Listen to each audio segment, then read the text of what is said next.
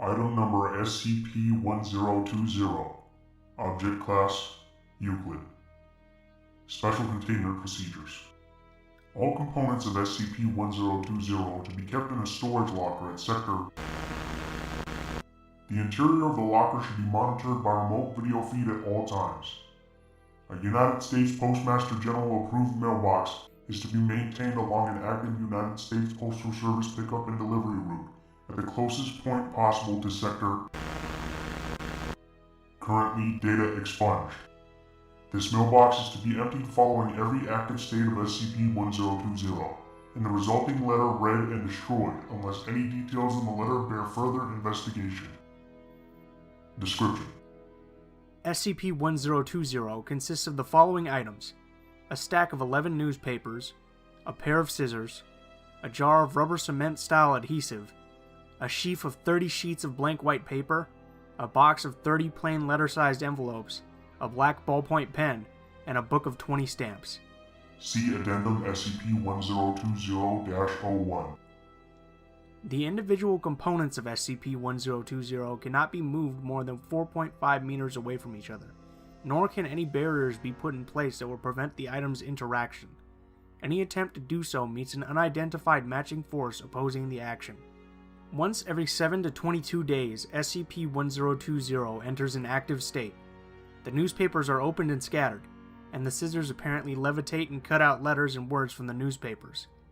The rubber cement is uncapped, and adhesive is applied to the cut-out segments, which are affixed to one or more sheets of paper.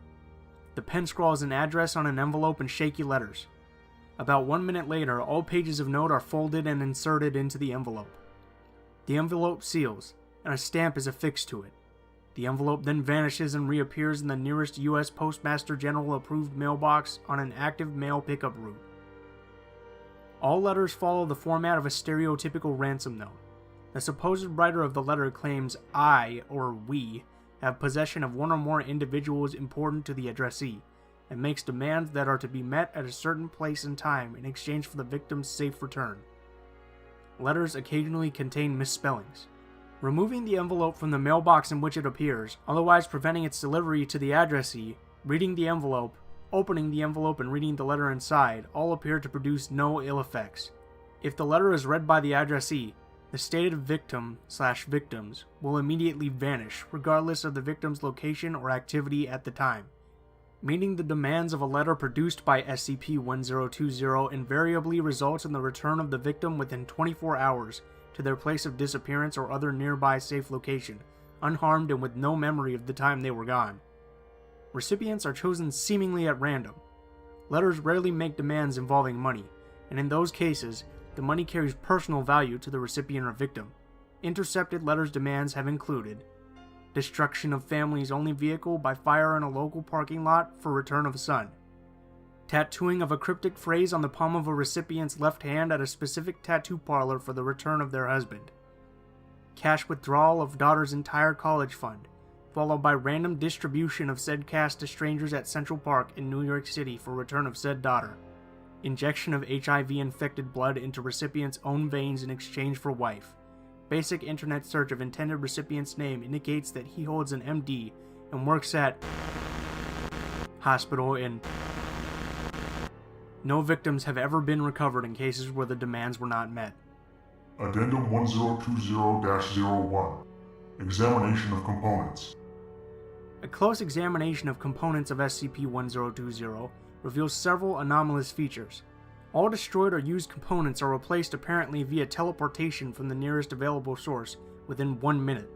There appear to be no range limits on this phenomenon, and research involving destruction of the scissors in particular has been discontinued due to general inconvenience for all of Sector staff. Additional anomalous properties follow. Newspapers.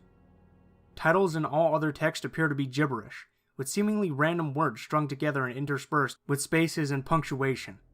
This attribute applies even to new newspapers that have replaced destroyed ones in the collection via teleportation.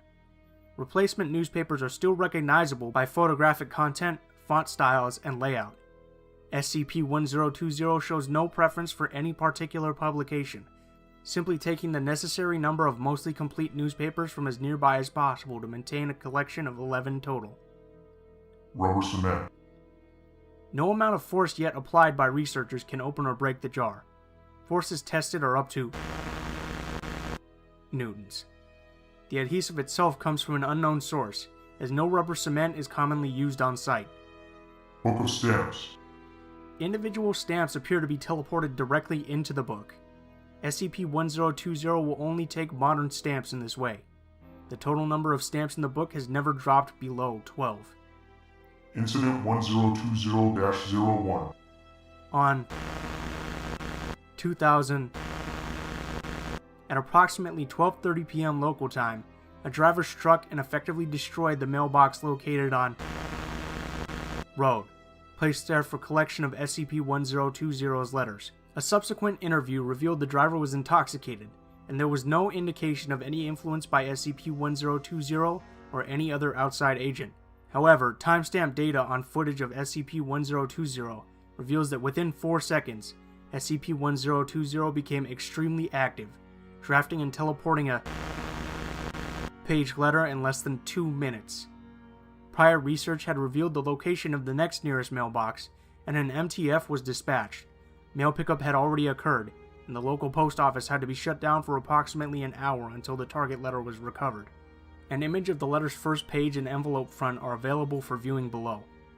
Blacked out portions and subsequent pages give extremely detailed instructions on how to infiltrate Sector, including staffing details, passcodes, and instructions on how to breach containment on several Euclid-level SCP items, with the end goal of covertly liberating and relocating all components of SCP-1020 to a condemned house and... No. This was a blatant escape attempt, indicating sapience. Yes, it was a very stupid escape attempt, but as illogical as this will sound, we're apparently dealing with something that is simultaneously stupid and omniscient, for an unknown value of omniscience. Given just how much inadvertent damage could be caused by another stupid escape attempt coupled with some bad luck, and averted for the price of placing several backup mailboxes, I'm submitting a request for a very slight budget increase. Dr. Hey guys, it's Blue Spooky here like always. I just wanted to thank you for watching the video. This is a new series that I've been planning for a few weeks now. I've always been kind of interested in SCPs. I figured having reached 100 subscribers, just today in fact, that I'd try and go ahead and record this new series for you all.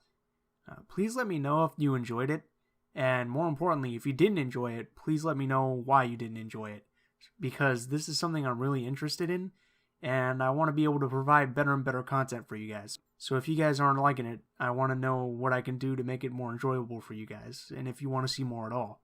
As always, if you want me to read any particular SCPs, just tell me in a comment or send me a message on my Facebook, Gmail account, or Twitter account. All of them will be in the description below. And once again, thank you guys for watching. Hope you have a great day.